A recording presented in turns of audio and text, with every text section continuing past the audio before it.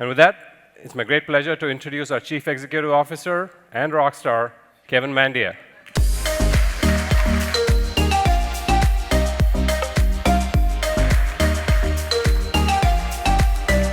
We gave the glitchy controller to the first speaker. I want to thank all of you for being here. It's very exciting for me to finally be out in front of folks so we can have a human connection and talk about the only topic I know, cybersecurity. You know, we've come a long way in cybersecurity. I remember beginning my career in the Pentagon in a slightly different colored uniform than that one in the Air Force. And I came into the office every day, walking across the hill from the Pentagon Athletic Club because I tried to stay in shape, into a basement and hit page down for the first 3 to 5 hours of that day, just looking at log files to see who's accessing what and what are they doing. Cross-trained from that computer security officer at the Pentagon into a thing called the Air Force Office of Special Investigations in 1995. And I look back on the first cases that we all started responding to, the first security incidents that turned into breaches. It was all Unix on Unix. It was .gov against .gov. Nobody really showed up for the briefings. It was technical people responding to technical problems. I remember in 1997 flying out west doing a response like many of us have done, where the sun's going down, I'm in the basement of a laboratory, I'm trying to find a SCSI-2 connector to duplicate a hard drive using the DD command. It takes 5 hours to do it. There's nobody else there, and I'm 26 years old thinking, why the hell am I doing this? Why am I sitting in the basement at Kirtland Air Force Base for hours trying to figure out what happened? But there were some cool aspects to it, because back then, every time there was an intrusion, the threat actors would upload the source code and compile it on the victim machines. And that was always kind of fun, because now you had your C files and you can go through everything to figure out, so what did it do and what do you do about it? So that was kind of it from 1993 to 1998. Unix, servers being compromised, publicly available exploits, .gov on .gov, and a lot of attractive nuisances from time to time. Things did start changing right around 1995, 1996. Didn't materialize in my world till about 1998. In 1995, somebody started selling flowers on the internet. I think that was the first thing bought and sold on the internet. And that started the whole e-commerce run. And what everybody was doing in 1998 was going live, unarmed and unprepared. No offense to be made here, but Microsoft Windows NT came out. It had a graphical user interface. It was easier to use. And everybody started setting up web servers where, hey, you can buy this stuff, but the web server and the SQL server are the exact same system, and all the credit card data was there. So from 1998 till now, we've seen the rise in the criminal element monetizing computer intrusions. But even then, the biggest change that I felt was instead of just showing up and it was technician versus technician in cyberspace, we did have to start briefing business line owners as to the business risks that were occurring right now. If you shut down a website, you shut down profits for the day or multiple days. And people did start to notice. The next shift change that we lived through as cybersecurity practitioners was really right around 2003. That's where it materialized for me. Realize there's no hard and fast, bright line here, but what I observed was we came out with Gramm-Leach-Bliley and all these other standards, legislation, and regulations that said, hey, we got to secure our networks. We got to do better. We got to do something. So people started doing that, especially in the financial services where they recognize we're a regulated industry. We got to bring up our shields and do something about these cyber attacks. So the big change I noticed was the threat actors went from hacking servers to hacking people. We started seeing a shift in the attacks where let's dupe an end user into doing something wrong and hacking themselves. And that was a big change because that is still here today. If you target a company, what you actually target are the company's people. And if you can hack those people, there will be further consequences for the organizations. And that changed the role of defenders because now we had to defend not just servers, we had to start defending the end user. And it took us a long time as an industry to adapt to that change. So 2003, I felt that kind of change starting. 2004 is another change. Mandiant started, and the world went crazy. No, ripple effect, huge. But here's why we really started, is because we saw the Chinese threat actors that were targeting the government suddenly just start mowing down the defense industrial base. And we went, wait a minute, is that fair game? People that badge into buildings in uniform now have a day job to hack. That was about 2004 when, probably really took till 2006, but the light bulb went on in our heads. There are professionals out there, and this is what they're going to do every day. Now, there were professionals in the 90s doing it, but the consequences were different. The organizations were smaller, and the impact was far less. So 2004, we see Chinese cyber espionage kick in, and you see the ramp up of security consequences and the loss of IP. And then we run in that where we're dealing with cybercrime, escalating hum of it, dealing with cyber espionage and escalating hum of that. And where does it change next? Well, in 2013, we saw a little bit of a change where you saw heads of nations actually have dialogue to see if we can impact the rules of the game. Can we do something about it? And that dialogue happened in September of 2013. You see Chinese cyber espionage come down a little bit. But in this other world, this criminal element of hacking starts having cryptocurrencies or digital assets that they can start leveraging to get anonymous payments. And you start seeing the rise of what would become known as ransomware right around 2013. Still going, folks. We had another shift change in 14. And what I'm getting at is the shift changes start coming more rapidly now. 2014, I get a phone call from one of our frontline responders. Sony Pictures is down. We think it's a nation that did it. And I remember flying out to LA, walking the halls of that building, feeling the breach, and literally wondering, what are we going to do about this one? This feels a little bit different. How will we impose risk or consequence to the folks behind this one? Go on to 2015, 2016, there's a couple changes. We see the Russian tactics change in cyberspace. We see the escalation of cyber espionage continue. Iran gets on the map. Other nations get on the map.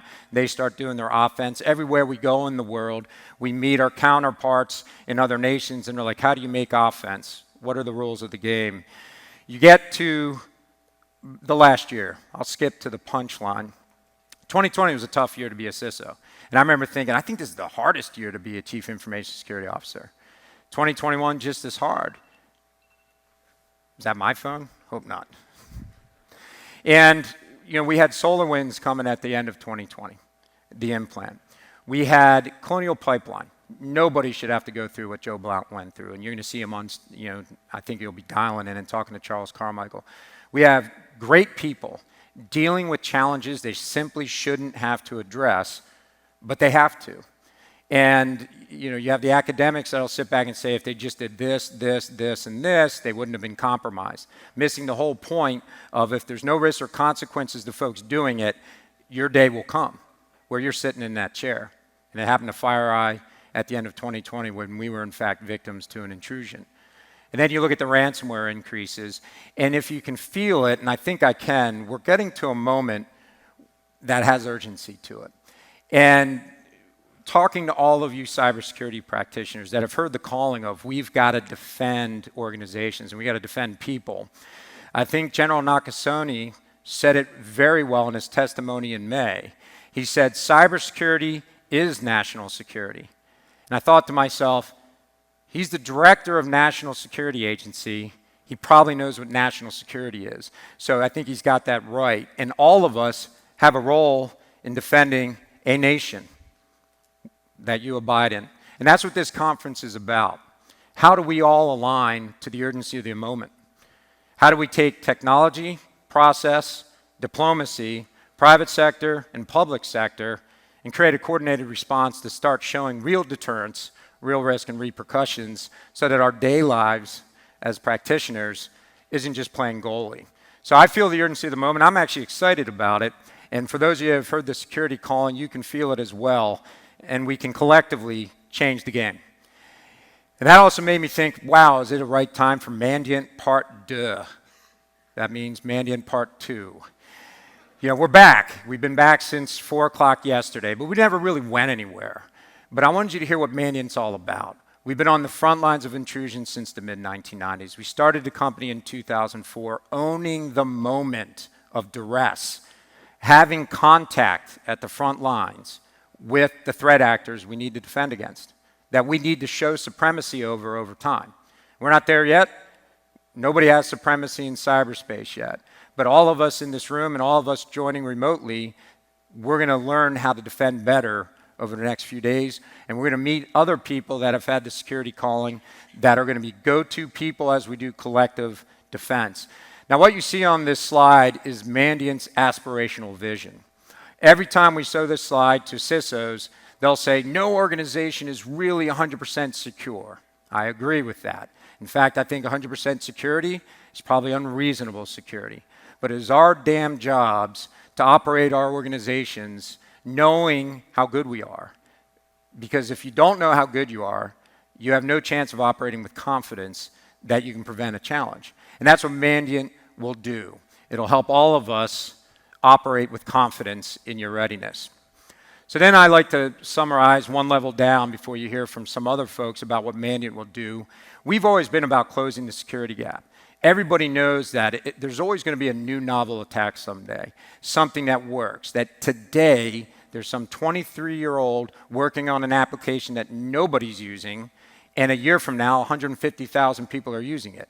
And how many exploits might work against it? What would be the impact of those exploits depends on where the application is adopted and used, but as you see a convergence of end-user apps and enterprise security, I'm telling you right now, we're all going to download applications that are going to have vulnerabilities, and we're probably going to be doing it without the awareness of a security professional and without an awareness of the actual risks there. So how do you close the gap? Best case scenario, you have adaptive technologies that learn and think and instantiate normal, and we'll talk more about that throughout this conference. How you leverage technology like artificial intelligence and machine learning to learn normal for your organizations and identify the abnormal. You still have to do some work. Just seeing some abnormal doesn't necessarily make you do a full court press on it. But by closing the security gap, what I mean is the tools, the knowledge, the capability that if there's a breach that happens anywhere in the world, it happens one time, one victim, and the rest of us are secure from it because we collectively defend that effectively. And I think that can be done. We got work to do, but we'll get there. And the second thing we all need to do, and Mandiant's going to focus on, is automating the expert. Every day we wake up, finding the needle in the haystack, looking through a whole ton of controls products to figure out what happened and what to do about it. And we're going to work hard to automate the expert, and you'll hear from Chris Key, our Chief Product Officer, after me to discuss that. But now I want to talk about the lessons that we've sort of learned this year. And we're going to talk about the threats very quickly and their impact. We'll talk about the boardroom and the questions that I've had dialogue with board members about. And then we'll talk about the CISO, their evolving role, and with talking about the future. And again, this is my perspective. Others may have different questions they have to deal with, different priorities, but this is just what we've learned responding to about 1,000 breaches, doing 50 to 100 board presentations, meeting with executives of organizations. First, looking at the threats, it's a good news, bad news story. I think collectively our defense has gotten better because when I talk about the threats, it's implants, 0 days, and then ransomware. When you look at implants, we all know the SolarWinds story, the idea of getting to the end of software development process and implanting nefarious code into that build. That doesn't mean source code was changed. That means that the final build process, when you're compiling, implants are injected. And by the way, there's been other implants besides SolarWinds, not necessarily done by Russian intelligence, but done by criminal elements. And what I've learned, and for each of these learnings, I limited it to 4 things. So if you're out there going, with implants, how could he miss this one? It's because I limited it to 4. But first and foremost, my conclusion was, hey, these are fair game for espionage. And quite frankly, I don't think criminals, there's never fair game for crime. Like there's no leader that should say ransomware is a great thing and we love it. It shouldn't exist. So I do believe there's a bright line that as we do collective defense, criminal activity needs to be diminished, and we should have nations that agree to how to do that, how to take the criminal element down a notch with risks and repercussions. I don't think you can come up with rules for cyber espionage that are collectively agreed to. And the reason why is the reason you do espionage is because there's asymmetry somewhere. If we win on land, we win in the air, we win at sea. What about cyber? Do we win there? And other nations may do calculus and recognize that's the domain we're going to create the best talent in so that we can have supremacy in cyber. So bottom line, implants are fair game. You're going to see them again because they're fair game for cyber espionage. Everybody's thinking supply chain security now. You have to, period. and you see the executive order that came out in May that addresses it tangentially about supply chain security. But for all the CISOs out there, we had to live the process at Mandiant, and everybody's going to have to live the process of who do we depend on to run our business, what is our supply chain risk, and look at the contracts that's pretty much the only way you can impose and communicate your risk profile to your suppliers is contractually. You know, there's other ways to do it that the government may choose, but we all have to look at who do we pay, of the folks that we contract to and pay, who are the most important. Let's make sure we do something. We have to have intelligence sharing. We have to do it far faster. And I've always been talking about notification. I've always felt there's two different lines of disclosure. And there's disclosure laws coming out right now, and you'll probably hear more about that over the next 2 days. But the two different lines are the following, and we've lived it, folks. When you get breached and you know it, you know you're breached, but you have no idea what the impact is immediately. It is a rare case where you're like, aha, here's the impact, and it's 1 minute after you detected the breach.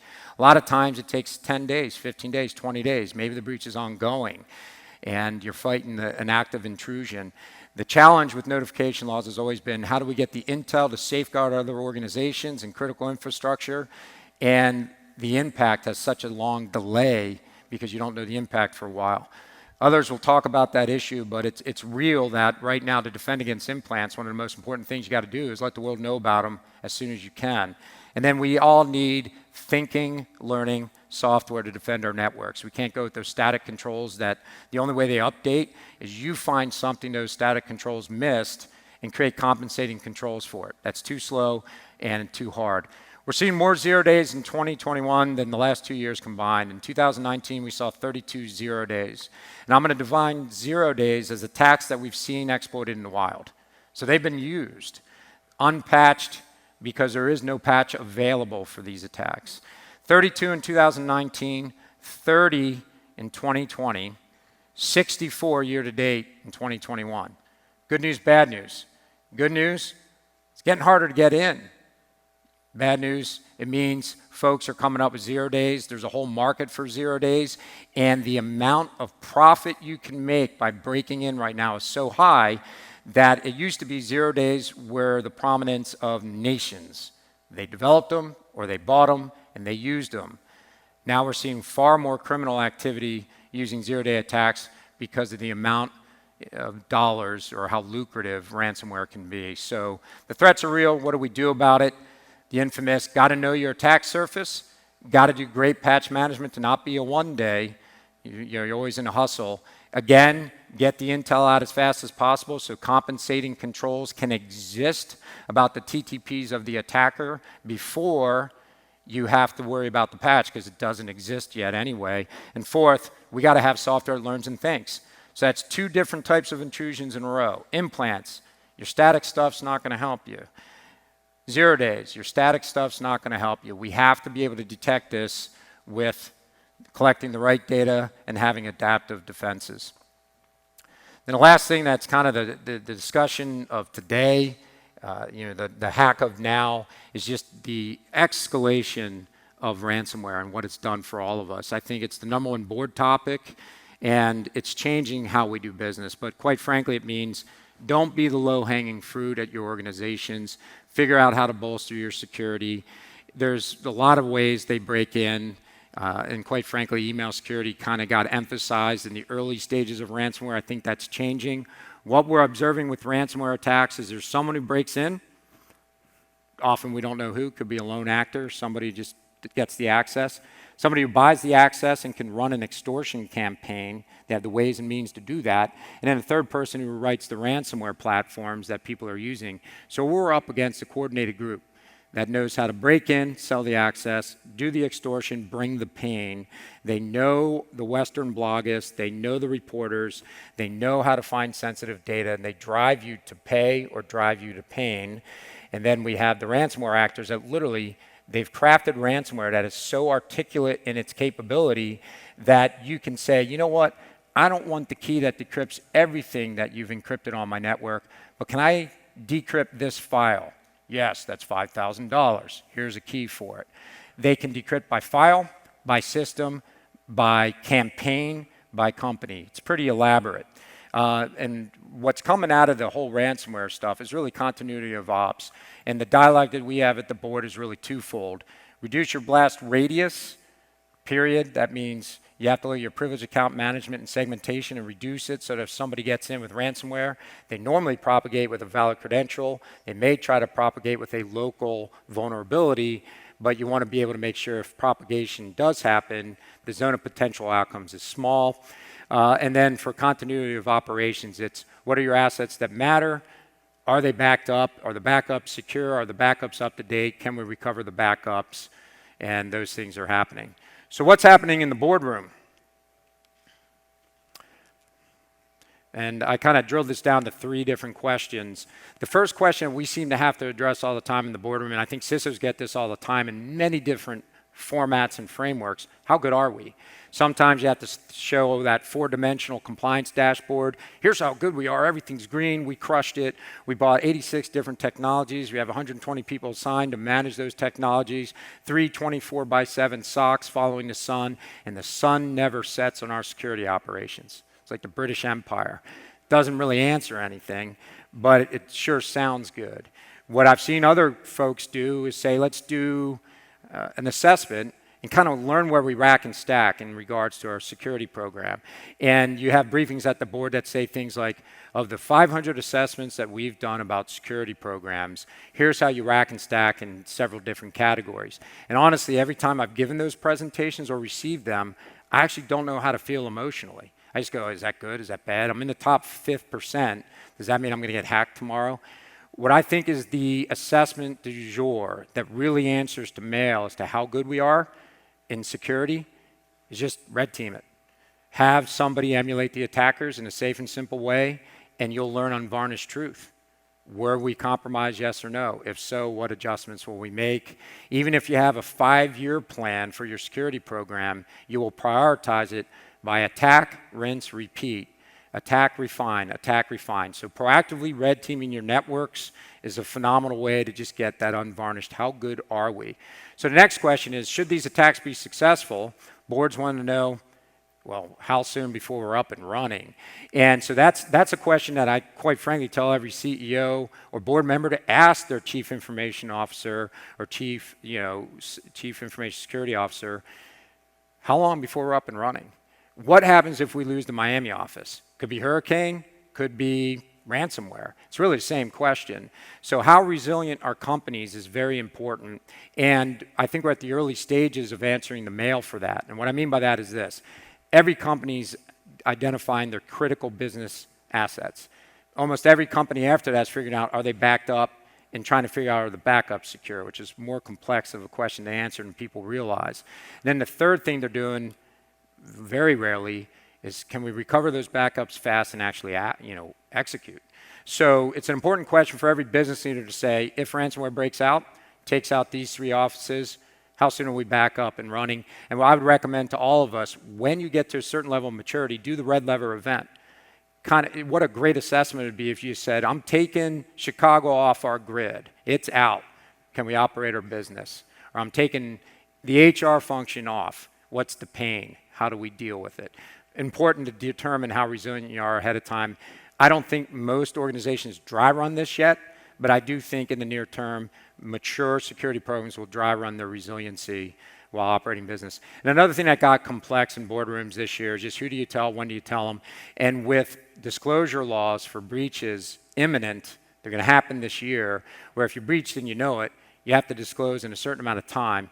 It's very complex to get this right. I don't think there is a such thing as right, but we always have to remember the purpose of these laws is to defend the nation. Nations make laws, they make them for a purpose, that'll be it. And the way we do that is if you're a victim and you know it, try to get to the other security practitioners at least enough indicators and warnings or TTPs where we can do something about it. And even just the knowledge, hey, there's something wrong with SolarWinds. Wouldn't that get you to look? Maybe you're the one that finds from smoke to fire, you connect those dots and make it happen. And a lot of different folks had that opportunity in 2020. Not a lot of people found the fire. So when it gets to disclosure, it's pretty complex. And I've had to live this one firsthand. As a victim of a breach, you always are wondering, what do you tell and when. And this happens way down on the stack, folks. There could be a security operator in a room looking at alerts and recognizing, wow, do I escalate to my boss? Do we have a watch lead? Do I go to the CISO? Hard to know right away because, again, seeing somebody accessing your network, most access to your network, quite frankly, it's a minor problem. It's whether they did lateral movement and got the systems of import for your business or for your customers. So who do you tell and when is something that not every organization has bright lines for. And you'll write your plans, you'll throw them on a shelf, and when the incident happens, I just doubt you go to the shelf. You know, you have to figure this one out. But some of the nuances that even we experienced when we had the SolarWinds breach in 2020 is I didn't find out through a formal channel. I found out somewhat informally. Luckily, we're an incident response company, so we learned pretty quickly about it. But it's hard to know when do you bubble up someone logging in with a valid account. That in isolation is something that could have been a password stuffing attack and absolutely minor. And you have to get other facts and do more investigating to see where this bubbles. Second question you always ask yourself as a CISO is, do I tell the CEO right now? And boy, is that a gut check. Do I call a board meeting and tell the board? And I can tell you where I err on this is you don't want to tell your board about an incident when it's pucker factor 10 out of 10. You want to tell them when it's pucker factor about 3 out of 10 because you just don't want to escalate that fast that, hey, we had an incident that hit 2 weeks ago and wow, look at it now. So what I am seeing is a shift where people are more communicative with the board earlier than later and saying, here's your shot across the bow, we may have a problem. Stay tuned for impact. And I think most boards, at least at the Global 2000, are ready for the early warning shots. By the way, I don't think you can give the early warning shots all the time. I think most 1A enterprises deal with 5 to 10 incidents a quarter, period. If you have over 100,000 employees and you're not having any security incidents, I would have grave concern for you because that means you're missing something. But anyway, slides there. I saw someone take a picture. But we've had to use that slide. The CISO, I want to talk about this. And yes, if you're a CISO out there, you're going to be like, Mandia, come on, man, you missed this, you missed that. I can't get everything right. But this is just my experience and what I'm learning. When I see the CISO, they've never had more influence than now, period, or no exception. 2020 launched the CISO another pedestal up because we had to all go remotely and go fast. So they have to be operational now. There was a time in my career where CISOs almost advised IT, hey, you should think about doing this. You should do source code review. You should look at your custom apps and make sure they're secure. You're operational now. You have to make the things that are in your vision a reality. You're transformational. Got to get it done. We got to go from point A to point B. Let's roll. We need new tech that actually works. We need new identity that helps us. We need to do some dry runs. You need to transform the mindset and capability of this organization. Our attitude needs to change. Our capability needs to change. And quite frankly, you have to be an executive now as a CISO. You got to talk up to the board, and you're going to be invited to them if you're good. And you're going to have to talk down to the security nerds and do triage as they have their holy wars about what tech's better, what's the better way to do things. Tough job, but it's never been more important to get it right. And every CISO should be feeling the tug of that evolution. You have more control. Take it while you can, because if you don't, your remit will shrink by those who are capable of operating your security programs, transforming them, and briefing them. So it's time to do it. Very quickly, in the last minute and a half, I'm just putting up the discussions that we've had with CISOs about, so what are they working on now? This is not in priority order. Different companies certainly have different priorities right now. There's no right answer. But first and foremost, I see everybody doing dry runs. That's how you grease the skids on any communication plan and you learn the profile of your organization. There's a document somewhere that says what you should do. Then there's the reality of your business and what your CEO really wants you to do under duress. You got to learn that. You learn that during incident preparedness. We have to modernize identity management. And that's more than just multi-factor authentication. I do believe if there's anything that's going to change in the near term, and it's already changing, my car knows when I'm approaching it right now. I think it's probably my phone, my face, 4 retinal scans, it reads my fingerprints, and it says, okay, you want to drive to this high school and pick somebody up. You know, it's constant how our identity management is changing, and we don't even see it, but we all need to know it. Everybody needs to support digital transformation in security. That means different things for different industries, but we've got to do it. Zero trust is huge. It's going back to, for all of you old schoolers in here, it's just least privilege, right? It's what's the data that matters? Who needs access to it? How do we protect it? Who are the users that need to access stuff? How do we do least privilege with the users? Where are apps that matter? Who communicates and what communicates with those apps, and how do we reduce it? Bottom line is just taking a key that opens up every door and making it so that you have one key opening up specific doors. And zero trust is hard to get to. We've all always been kind of on that march, but it's accelerating. Personnel, we always have that challenge, and you'll hear people talk about that over the next 2 days. How do you hire? How do you compete? How do you train? How do you make sure people stay excited? Every CISO that's been around the block recognizes over time, determination wanes when you get to steady state operations. The best way to keep that steady state operations hot and improving is red team your networks. Keep them in wartime atmosphere.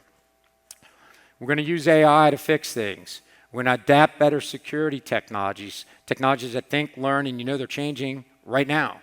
That during this presentation, they're different in their efficacy than before the presentation. And that's real. And last, you want to measure those effectiveness, and that's something that Chris Key will talk about. I do believe in this. We're in security. People built Maginot Lines in the past. People make bulletproof vests. People make tanks. Anytime you're in security, you always try to figure out how secure is it? What caliber weapon does it take to pierce the armor? We got to think the same way in cybersecurity. It's a domain where you can launch the bullets and test your defenses against those bullets, and we'll do so effectively. And then I just want to end very quickly on the future. And I'm not talking the future of, yes, the robots are going to take over, we're all doomed. I'm not going that far out. What I am going to tell you, though, is in the near term, when you look at the last few conferences that we did, we've always recognized as practitioners, all of us, that you can't just play goalie with technology. And sometimes better people with worse tech gets the job done. But you need technology, you need people, but you do need diplomacy and relationships between nations to figure out rules of the road and to impose risk and consequence. And then you also need the private and public sector working together. What I think the urgency of the moment is now is, for the first time in my 28 years, we're going to see more of a coordinated national response to security breaches. And that is important because that will impose risks and repercussions to the criminal actors in a big way. And on the cyber espionage side, we'll probably have far greater visibility into what's going on when. And then I'm going to take a huge leap of logic right now to tell you what happens after coordinated national response. It is the coordinated global response. That warped your minds, but I'll tell you why it matters. The internet connected all of us. We all have to defend it. That's simple. And we have to get international relationships that make that happen. You will see a national response to breaches and incidents, because we saw it in 2020 and 2021. And you're going to hear from the people over the next 2 days. They're going to make sure we have a coordinated national response, and that we'll work on a coordinated global response. With that, I thank all of you for hearing the security calling and for recognizing that defending cybersecurity is defending a nation. Thank you.